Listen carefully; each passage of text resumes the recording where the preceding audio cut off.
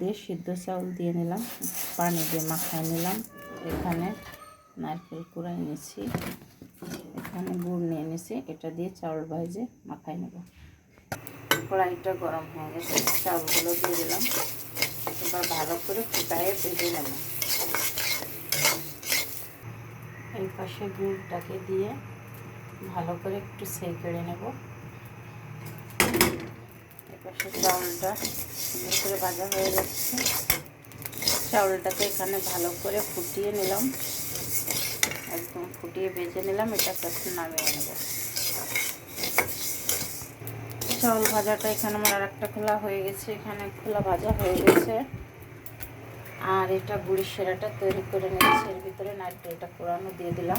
সর্বোচ্চ 4 মিনিট লাগবে এটা আমার বানাইতে। তাই এটা আমি গুড়ের শিরার ভিতরে সুন্দর করে নারকেলটা দিয়ে একসাথে একটু জাল করে নেব। বাকি চাউলটা একটু ভেজে নেব।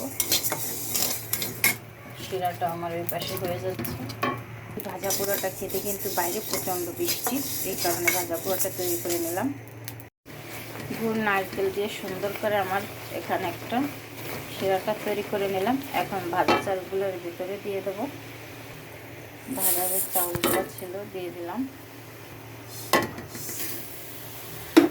খোলা চাউল এখানে ভেজে নিচ্ছি, দিয়ে ভালো করে বা নাড়াচাড়া দিয়ে মিশিয়ে নেব।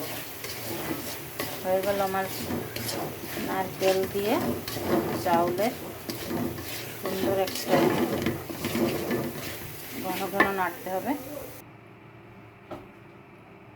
সুন্দর একটা নাস্তা বানানো হয়ে গেল ঝটপট। হালকা উপরে একটু নারকেল ছড়িয়ে দিলাম। এভাবে প্রচণ্ড বৃষ্টিতে এটা বানাই খেয়ে দেখবেন, গুড় দিয়ে অনেক মজা খেতে। আপনাদের সাথে শেয়ার করলাম। আল্লাহ হাফিজ।